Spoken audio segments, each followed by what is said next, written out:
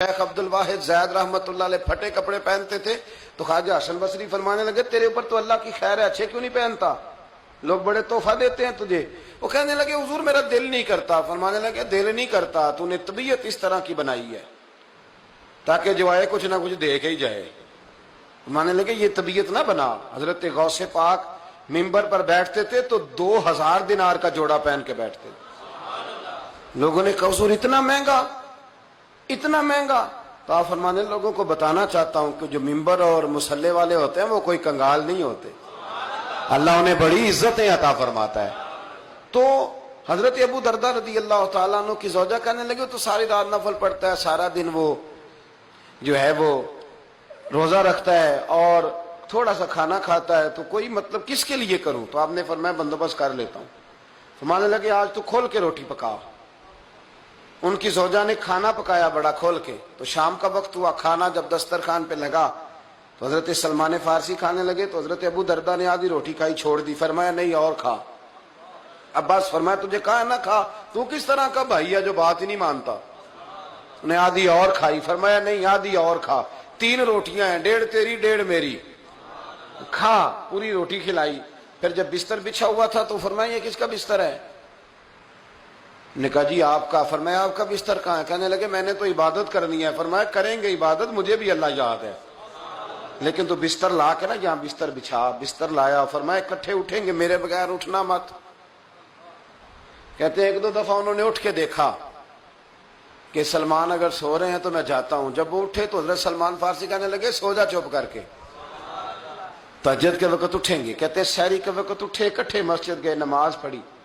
کہنے لگے یار تو نے تو آج روزہ بھی نہیں رکھنے دیا۔ فرمایا روزے نفل ہیں، فرض ہوتے رمضان کے ہوتے تو روز رکھتے، یہ نفل ہیں، کبھی رکھنا چاہیے تو کبھی چھوڑنا بھی چاہیے۔ فرماتے ہیں اب ہم مسجد نبوی میں داخل ہوئے، حضور کی بارگاہ میں نماز پڑھی فرض فجر کی۔ تو حضرت سلمان فارسی رضی اللہ تعالیٰ عنہ فرمانے لگے کہ ابو دردہ کے دل میں خیال تھا کہ یہ تو میں نے بھائی تو بنا لیا پر یہ تو سواری کر گیا میرے اوپر۔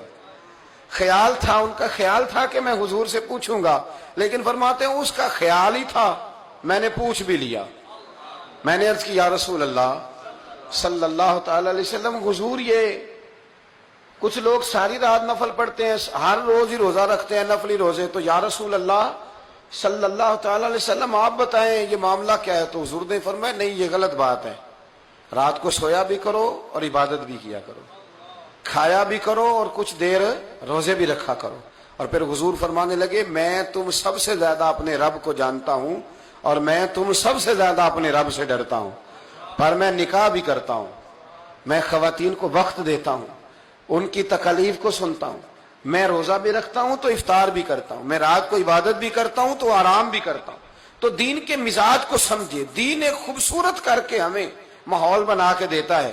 دین ہمیں اجتماعی زندگی میں سارے کام شاندار طریقے سے، یہ جو لبرل قسم کے لوگ بیٹھے ہیں نا ٹی ویوں پہ، جن کو مذہب کے نام سے بڑی الرجی ہے، اور وہ والا مولوی بڑا پسند ہے جو کہے کہ داڑھی کی بھی ضرورت کوئی نہیں، پینٹ کوٹ بھی کھل کے پہنو، اور جناب جو چیز آپ آئے گی آپ اس کو کہہ دیں بالکل ٹھیک ہے، بالکل جائز ہے، کفر کے ساتھ ملو گلو جو مرضی کرو، اس قسم کے لوگوں کو یہ پسند کرتے ہیں۔ علامہ اقبال کہتے ہیں یہ خود بدلتے نہیں قرآن بدل دیتے ہیں، ہوئے کس قدر فقیہان عرب بے توفیق۔ تو میرے بھائی نبی کریم علیہ الصلوۃ والسلام نے ہمیں بڑا سونا، بڑا صاف ستھرا، بڑا آسان اور عمل کرنے والا دین عطا فرمایا ہے، عمل کرنے والا، اور قریب قریب قرینے قیاس حضور نے سارا کچھ دیا جو عین انسان کی فطرت کے مزاج کے قریب ہے۔ اجتماعی زندگی میں بھی حضور نے ہمیں میٹھا دین دیا اور انفرادی زندگی میں بھی، ذاتی زندگی میں بھی۔ توجہ ہے میرے بھائیوں کی؟ جاگ رہے نا آپ لوگ ماشاءاللہ؟ آج موسم اللہ نے بڑا ٹھنڈا کر دیا جی، آپ پھر بھی ایسے ایسے ہی کرتے ہیں، ہلکا ہلکا ہلکا ہلکا سا ایسے۔ سنیں یہ اللہ تعالیٰ آپ کو جزائے خیر دے، کتنا اللہ کریم اپنے بندوں پہ رحم فرماتا ہے، کتنا رحم۔ جب گرمی ہوتی ہے تو سارا دن ذکر ہوتا ہے بڑی گرمی ہے، تو ٹھنڈ ہو جائے تو اس کا زیادہ ذکر کیا کرو۔ الحمدللہ اللہ نے موسم اچھا کر دیا، کہنا چاہیے نا؟ کہہ دیں ایک دفعہ الحمدللہ، کہہ دیں الحمدللہ۔ یہ نا یہ ذہن بنائیں وہ ہم نا مایوسیوں کی باتیں زیادہ کرتے ہیں تو ٹینشن بھی زیادہ رہتی ہے، اگر باتیں خوشی کی زیادہ کریں گے تو سکون بھی. دیکھو جی الحمدللہ اس نے سکون کر دیا، روزے شاندار بنا دیے رب کریم. تو یہ باتیں کیا کریں. انفرادی جو زندگی ہے نا اس میں بھی ایک حدیث ہے مسلم شریف کی، بس وہ آپ نے رٹا لگا کے یاد کر لینی ہے. ایک صحابی تھے نبی پاک علیہ السلام کی بارگاہ میں بیٹھے تو پوچھ رہے تھے نیکی کیا ہے، شر کیا ہے، خیر کیا ہے، سوال کر رہے. ایک جملہ میرے نبی پاک نے فرمایا. حضور فرمانے لگے نیکی تو تو کرے گا ہی، شر سے تو بچے گا ہی، کچھ نہیں نہ کر سکتا تو ایک کام ضرور کرنا. عرض کی یا رسول اللہ وہ کون سا؟ حضور نے فرمایا اگر تو کچھ نہیں نہ کر سکتا تو فرمایا اپنے شر سے لوگوں کو بچا کے رکھنا. کس کے شر سے ہیں؟ یعنی ہمارے اندر بھی شر ہوتا ہے.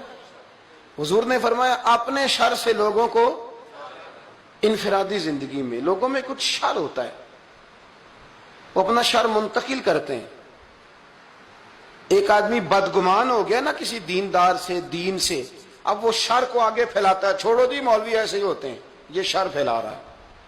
چھوڑو جی کیا رکھا ہے آج نیک لوگوں کے پاس بھی، یہ شر پھیلا رہا ہے. چھوڑو جی پاکستان کے سیاستدان ٹھیک نہیں ہو سکتے، سارے غلط ہیں، یہاں کام کرنے کا کوئی فائدہ نہیں، یہ شر پھیلا رہا ہے.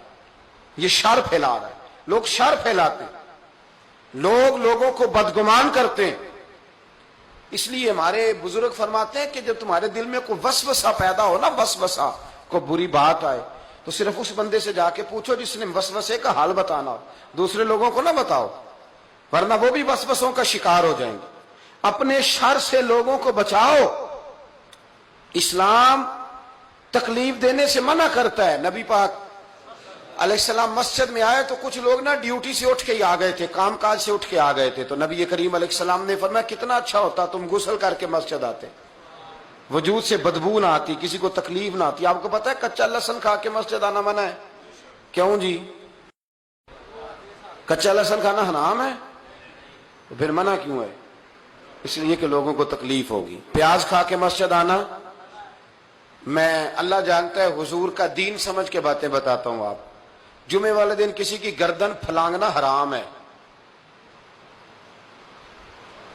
میں نے ایک دن یہ بات پہلے بھی کی تھی تو ایک صاحب کہنے لگے مجھے پیار بڑا ہے تو میں آگے آ کے بیٹھتا ہوں، تو آپ نے تو حدیث ہی سنا دی. تو میں نے کہا پیار ہے تو ٹائم پہ آنا تھا نا. یہ کیسا پیار ہے کہ اتنے لوگوں کو کراس کر کے آپ نے پیار کیا؟ اور سخت لفظ ہیں حدیث میں.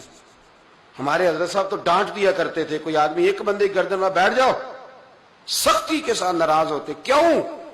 اس لیے کہ نبی پاک علیہ السلام نے فرمایا جس نے جمعے بر دن لوگوں کی گردنیں پھلانگی اس نے جہنم کی جانب پل بنا لیا ہے، پل بنایا اس نے دوزخ کی جانب. یا رسول اللہ مسجد آ کے بھی، وضو کر کے بھی، جمعے کے ارادے سے بھی. فرمایا آیا جمعہ پڑھنے ہے، آیا مسجد ہے، پر لوگوں کو تکلیف کیوں دیتا ہے، اذیت میں کیوں مبتلا کرتا ہے، کیوں ایسا کرتا ہے یہ؟ اور میں اکثر کہتا ہوں، میں یہ کہتا ہوں کہ آپ انفرادی زندگی میں یہ سمجھ لیں، انفرادی زندگی میں کہ آپ کی جو آدمی بہت زیادہ بیمار ہو نا، جسم سے بدبو آئے، اس کے لیے علماء نے فتویٰ لکھا ہے کہ وہ نماز گھر میں پڑھے. اس لیے کہ اس کی بیماری سے اگر لوگوں کو اذیت ہوتی ہے تو وہ مسجد نہ آئے. انفرادی زندگی میں حضور نے فرمایا اپنے شر سے لوگوں کو بچاؤ. یار کتنا وہ شخص ظالم ہے کہ جو کسی سے ملنے آتا ہے تو بندہ دعائیں مانگتا ہے کہ اب یہ واپس چلا ہی جائے تو مہربانی اس کی. کتنا وہ ظالم ہے کہ گھر جاتا ہے تو بچے خوف سے سہم جاتے ہیں کہ ابا جی واپس چلے جائیں. بیوی ڈرتی ہے اور اللہ تعالیٰ معاف کرے دعائیں مانگتے ہیں لوگ، بیویاں دعائیں مانگتی ہیں کہ اب اس کے ساتھ وقت تو گزارنا ہے، زندگی تو بتانی ہے، دعا کریں ذرا آسانی سے گزر جائے. اور یہ میں بڑی ذمہ داری سے کہہ رہا ہوں، میں نے بعض مردوں کو بھی دعائیں مانگتے دیکھا ہے کہ دعا کریں اس عورت کے ساتھ میرا وقت صحیح گزر جائے، میرے 4-5 بچے ہیں، پر یہ زبان کی شریر ہے، یہ تکلیف دیتی. ہم لوگ اپنے صدقے دے کے، خیرات دے کے اور نمازیں پڑھ کے اور روزے رکھ کے جب معاشرے میں شر پھیلاتے ہیں نا، شر، تو پھر ہم دین کی خوبصورتی پر معاذ اللہ سوالیہ نشان چھوڑتے ہیں. میرے رسول کریم